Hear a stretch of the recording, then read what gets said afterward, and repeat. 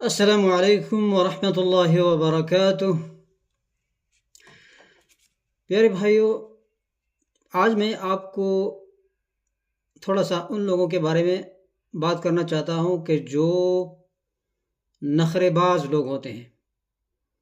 ویسے نخرے باز نہیں، وہ لوگ جو دین کا سہارا لے کر وہ کرتے ہیں نخرے بازی۔ سہارا دین کا لیتے ہیں لیکن کام کرتے ہیں غلط۔ سہارا قرآن کا لیتے ہیں اور لوگوں کو دکھانے کے لیے کام کرتے ہیں کیا؟ غلط۔ مثال کے طور پر کچھ لوگ سورۃ یاسین پڑھ کے اس کے سہارے وہ چور معلوم کرتے ہیں کہ فلاں آدمی نے چوری کی ہے۔ معلوم کرنے کے لیے لوگ جاتے ہیں کہ جناب یہ چور، میری چوری ہو گئی، چور معلوم نہیں ہے۔ تو وہ کچھ لوگ ویسے کچھ اور نخرے کرتے ہیں، لیکن کچھ لوگ سورۃ یاسین پڑھ کے پھر اس کے بعد اس کے سہارے ایک نخرہ کر کے کہتے ہیں فلاں آدمی نے آپ کی چوری کی ہے۔ اگر کوئی اس پر اعتراض کرے کہ کیسے معلوم کیا آپ نے، کہتے ہیں کہ نہیں یہ تو قرآن پڑھا ہے اور سورۃ یاسین تو قرآن ہے۔ نمبر 2، کچھ لوگ مریض پر دم کرتے ہیں، پھونکتے ہیں، قرآن پڑھ کے پھونکتے ہیں۔ کوئی بیمار ہے لیکن اس سے پہلے وہ کیا کرتے ہیں، لوہا گرم کر کے، کوئی چھری ہوتی ہے یا کوئی اور چیز گرم کر کے وہ اپنی زبان پر لال کر کے آگ میں زبان پر وہ رکھ دیتے ہیں، زبان نہیں جلتی۔ یا پیر پر رکھ دیتے ہیں اپنے، پیر نہیں جلتا۔ اگر کوئی اعتراض کرے کہتے ہیں میں تو قرآن پڑھی۔ اچھا، تیسرا وہ شخص جو کہ تعویذ گنڈے کرتا ہے، کس لیے؟ پیار و محبت کے لیے۔ کہتے ہیں فلاں لڑکی مجھے چاہیے لیکن ماں باپ راضی نہیں ہیں، ان کے دل میں محبت ڈالنے کے لیے، یا فلاں لڑکی کی مجھ سے محبت ہو جائے تو آپ جناب کچھ کریں۔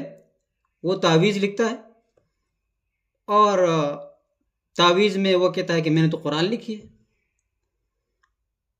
اس کے بعد اس کو کوڑی بھی کہا جاتا ہے ہمارے زبان میں۔ اس کے بعد کہتے ہیں کہ وہ جس مقصد کے لیے کیا ہے وہ کام ہو جاتا ہے۔ کوئی اعتراض کرے تو کہتے ہیں نہیں میں نے تو قرآن کا سہارا لے کر کیا، قرآن لکھا ہے اس میں اور کچھ نہیں ہے۔ تو قرآن کا سہارا لے کر اور دین کا سہارا لے کر جو لوگ غلط کام کرتے ہیں، یہ کام کس کا تھا؟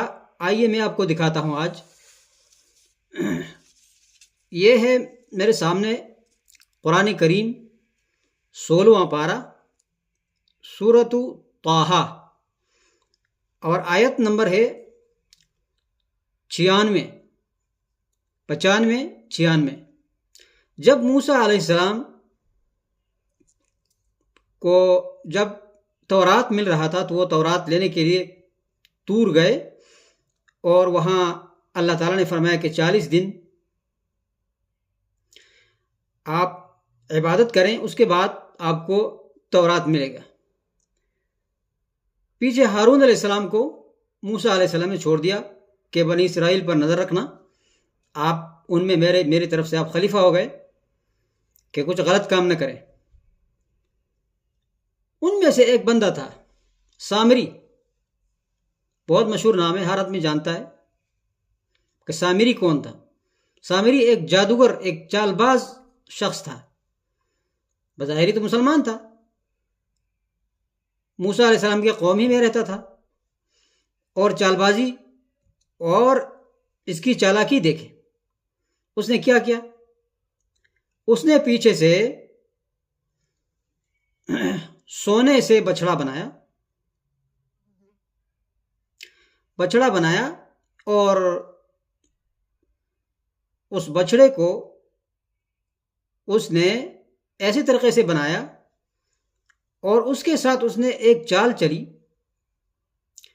کہ اللہ تعالیٰ کا امتحان دیکھ بنی اسرائیل پر کہ وہ اسی طرح اس سے آواز آ رہی تھی جس طرح سچ میں ایک بچڑا جو ہے وہ آواز لگا رہا ہے۔ تو قرآن میں اس کا واقعہ ذکر ہے۔ موسیٰ علیہ السلام جب واپس آئے، موسیٰ علیہ السلام نے سب کچھ دیکھا، اور اس کے بعد موسیٰ علیہ السلام نے پوچھا سامری سے کہ قال فما خطبک یا سامری، اے سامری، اس کا معنی ہے کہ کیا حال ہے آپ کا۔ ایک معنی یہ بھی ہے کہ کیا مطلب ہے آپ کا، کیا مطلب تھا، آپ نے یہ کیوں کیا، سب کچھ یہ کیوں بچڑا بنایا۔ تو ابھی سامری کیا کہہ رہا ہے؟ سامری وہ چال بتا رہا ہے کہ میں نے کیا چال کیا ہے۔ دیکھیں، قال بصرت، سامری نے کہا میں نے معلوم کیا، بما، وہ چیز، لم یبصروا بہ، کہ وہ بنی اسرائیل اس بات کو معلوم نہ کر سکے۔ کیا کیا؟ فقبضت قبضة من اثر الرسول، میں نے لے لیا ایک مٹھی پیغمبر کے اثر سے، یعنی پیغمبر کا جو گھوڑا ہے، وہ گھوڑے کا پیر جہاں پہ زمین پہ لگا وہاں نشان ہوا، اس نشان کو، وہ نشان والی وہاں سے میں نے مٹی اپنے قبضے میں لے لی، اور اس مٹی کو میں نے بچڑا بنا کے اس بچڑے کے منہ میں ڈال دیا۔ جب ڈال دیا تو اس سے آواز آنا شروع ہوئی، تو جب آواز آنا شروع ہوئی تو میں نے کہا یہ میرا اور تمہارا الہ جو ہے، اور موسیٰ علیہ السلام کا الہ معبود یہی ہے۔ تو اس کا چال دیکھو، اس نے اگر ایسا بنا دیا ہوتا تو بنی اسرائیل کو شاید یقین نہیں آتا کہ یہ تو آپ کا چال ہے، آپ تو چال بازت بھی ہے۔ تو اس نے کیا کیا؟ پیغمبر کا نشان، پیغمبر کے گھوڑے کا یا پیغمبر کا نشان، مٹی لے لی تاکہ لوگ یہ نہ کہیں کہ یہ تو اپنی طرف سے آپ بنا رہے ہیں، جھوٹ بول رہے ہیں۔ اس نے کہا نہیں، میں نے باقاعدہ پیغمبر کا تبرک، جو مٹی تھی تو اس نے پیغمبر کے مٹی کا سہارا لیا، اس نشان کا سہارا لیا کہ لوگوں کا یقین آ جائے، اور کام کیا، غلط کیا، شرک کیا۔ تو جو لوگ یہ کرتے ہیں، میں نے جو آپ کو ذکر کیا، بس سارے کے سارے یہی ہیں۔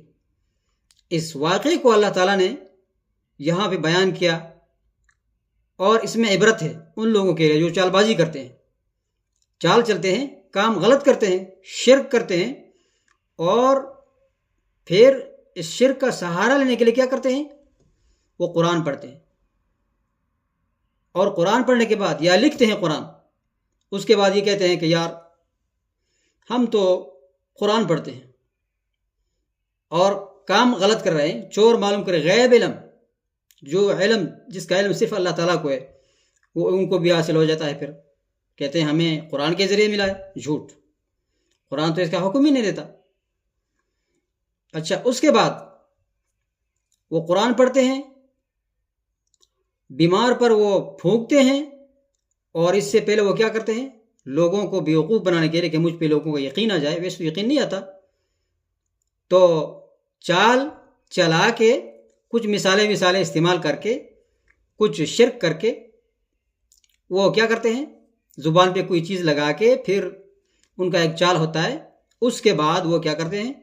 لوہا گرم کر کے پھر اس پہ رکھتے ہیں، یہ نخرے کرتے ہیں۔ اسی طرح تعویذ والا، جو کہ پیار اور محبت کے لیے تعویذ کے ذریعے کہتے ہیں میں نے یہ کروائی اور اتنے وقت میں ہو جائے گی، گارنٹی سے۔ بعض لوگ تو اتنے وہ آگے چلے گئے اس شرک میں کہ وہ گارنٹی دیتے ہیں کہ میں تعویذ کر رہا ہوں، اتنے ٹائم میں، اتنے دنوں میں اگر کام نہیں ہوا تو پیسے واپس۔ اعوذ باللہ من الشیطان الرجیم، وما علینا الا البلاغ، وصلی اللہم علی نبینا محمد وعلی آلہ وصحبہ وسلم۔